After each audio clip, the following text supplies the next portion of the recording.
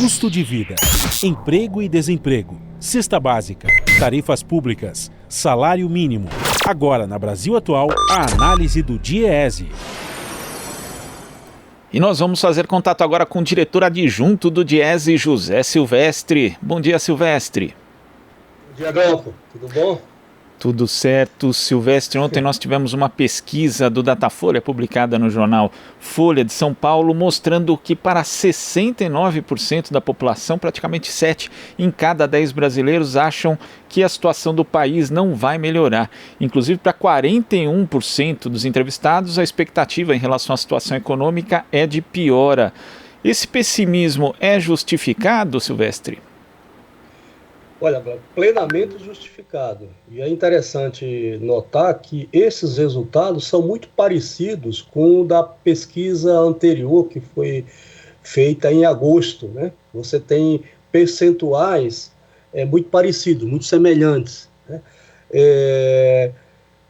E eu acho que de certa forma, era esperado, porque você não tem o cenário para o Brasil, né? As notícias, enfim, e obviamente que decorrente também muito da própria pandemia, não poderia ser, né, a percepção das pessoas em relação tanto à sua situação quanto à situação do país, não me parece que poderia ser muito diferente desses resultados. Ou seja, uma falta, né, de perspectiva e um pessimismo que me parece plenamente justificado, né? Porque você não tem, quer dizer, todas as notícias, todas as projeções para a economia de uma maneira geral projetam uma situação muito, muito ruim, né? Ainda para foram ruins para 2021, para 2020, os resultados estão sendo mostrados através das diversas pesquisas do desempenho da economia, e para 2021, né, também, ainda que sejam resultados menos ruins do que 2020, mas são resultados muito ruins. Então não teria por que, digamos assim, a percepção da população tivesse sido diferente dessa que a pesquisa está revelando. E quando a gente observa aqui a série histórica do Datafolha em relação à expectativa sobre a situação econômica do Brasil, a primeira pesquisa feita durante a pandemia em 2 e 3 de abril de 2019, 2 e 3 de abril, 18% achavam que a situação econômica ia piorar e agora 41%. Quer dizer, é algo que vem progredindo e isso acaba interferindo também no comportamento da economia, Silvestre, porque as pessoas, a partir do momento que estão ali dominadas pela incerteza em relação à sua própria situação econômica, elas vão também parar de consumir, o que acaba travando a roda aí e a possibilidade de qualquer crescimento econômico mais robusto, pelo menos para recompor as perdas daquilo que aconteceu aqui no ano passado, Silvestre. Sim, Glauco, porque isso só, quer dizer, você tem a economia também, as expectativas, né, como se diz, elas têm muito peso, né. Então, quando você tem uma situação como a que nós estamos vivendo, com um grau de incertezas muito grande, quer dizer, as pessoas ficam pessimistas, né, e também com muito medo, com muito receio do que vai acontecer. Você tem um grau ou melhor, um nível de desemprego elevado. Quer dizer, dificilmente você vai ter numa família alguém que não tenha um parente, um amigo que tenha perdido o emprego. Segundo, você tem a crise da pandemia, que também dificilmente vai ter alguém em alguma família que não tenha perdido um ente querido ou não tenha perdido um amigo próximo. Enfim, então tudo isso forma um caldo de cultura, né, que faz com que as pessoas tenham um olhar muito pessimista. E quando você olha também o entorno, olha também o que significa esse governo e as falas do presidente da República, quer dizer, não tem por que ter otimismo com o país, infelizmente. E quando a gente percebe ainda, né, a questão do aprofundamento das desigualdades, o pesquisador Vinícius Botelho, da Fundação Getúlio Vargas, por exemplo, aponta que com o fim do auxílio emergencial deve subir para 17 milhões o número de pessoas que estão abaixo da linha da pobreza. Ainda existe esse fator também, né, Silvestre? Porque nesse ano de 2021 pode ser que haja recuperação econômica, vai haver alguma, né, por conta do patamar muito baixo em que a economia brasileira se encontra desde o início da pandemia, mas também antes dela. Agora pode ser um crescimento que na prática aprofunde a desigualdade, em que só o andar de cima acabe ganhando. Esse é um risco também, se não houver qualquer tipo de medida por parte do poder público no sentido contrário, Silvestre?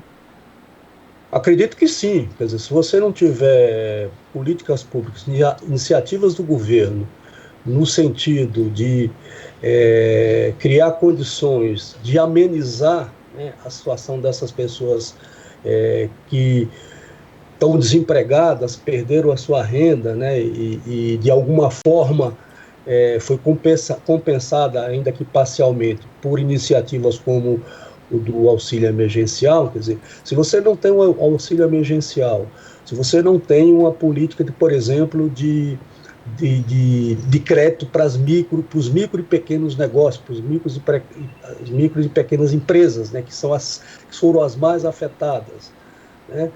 Se você tem um travamento aí do ponto de vista da capacidade do Estado de gastar, que é necessário nesse período de investir, que está travado pelo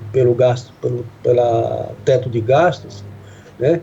Você tem aí uma série de condicionantes para a economia. Se a gente vê, por exemplo, o Banco Mundial, no seu último comunicado, está apontando que a economia mundial deve crescer por volta de 4% em 2021. Mas isso está, evidentemente, condicionado a, por exemplo, entre outras coisas, a vacina, né? Quer dizer, ou seja, a velocidade com que a população mundial vai sendo imunizada. No nosso caso, nós estamos vendo aí uma tragédia, né? Quer dizer, nós já tratamos aqui, né, Glauco, em outros momentos, quer dizer, enquanto você tem alguns países aqui no continente já iniciando a vacinação, já temos iniciado, inclusive em dezembro, aqui é um bate-cabeça, você não sabe se vai ter plano, se não vai, se começa em janeiro, se começa em fevereiro, enfim.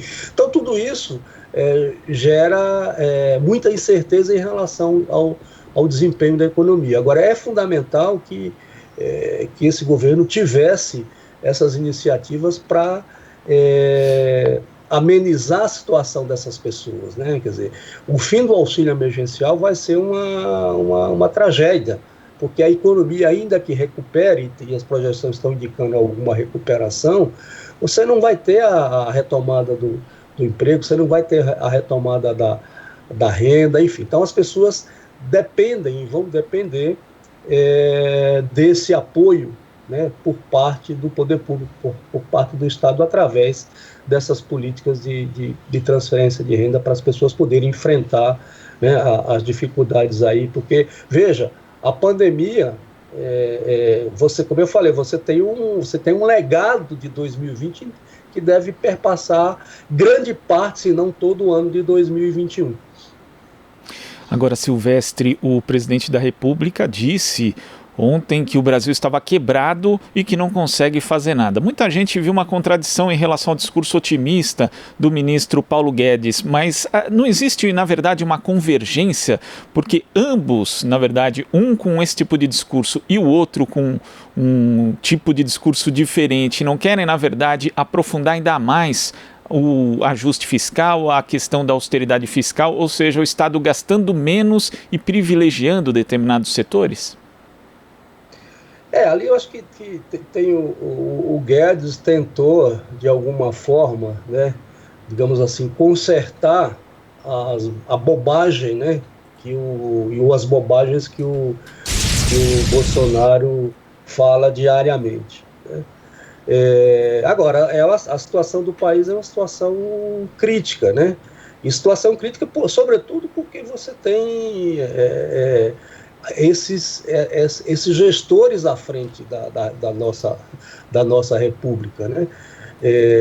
Acho que pode ter, por trás dessa fala do Guedes, é porque também, né, Glauco, e a gente tem acompanhado aí pela imprensa e pela mídia de uma maneira geral, quer dizer, há uma disputa dentro do próprio governo em relação à questão do gasto, né? Ou seja, como é que você faz, ainda que a gente tenha, porque o ano de 2020 termina, então aquelas medidas que foram adotadas em 2020, muitas delas terminaram.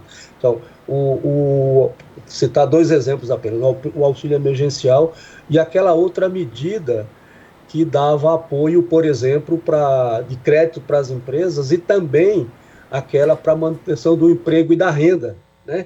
Que estabelecia lá a suspensão do contrato de trabalho e a redução da jornada com redução do salário para tentar manter o emprego. Todas essas políticas já se encerraram, né? Então é isso que eu estou chamando a atenção, que você vai ter aí de fato um cenário muito, se não tiver alguma iniciativa por parte do governo para compensar, né, essas medidas, e sobretudo aí o auxílio emergencial. Então será certamente um cenário aí muito difícil, né? Porque é isso, a economia pode crescer e, sei lá, as projeções aí de crescimento de 2,5%, 3% para 2020, mas ela é completamente insuficiente, porque veja, Glauco, nós tivemos 2 anos de recessão e 3 anos seguidos que cresceu em torno de 1 e pouco, né? Então, se crescer, por exemplo, 3, não recupera sequer 2020. Tá certo, Silvestre. Muito obrigado pela sua participação aqui no Jornal Brasil Atual e até amanhã. Obrigado, Glauco. Bom dia para você também. Até amanhã. Bom dia. Conversamos aqui com o diretor adjunto do Diese, José Silvestre. Você sintoniza Rádio Brasil Atual.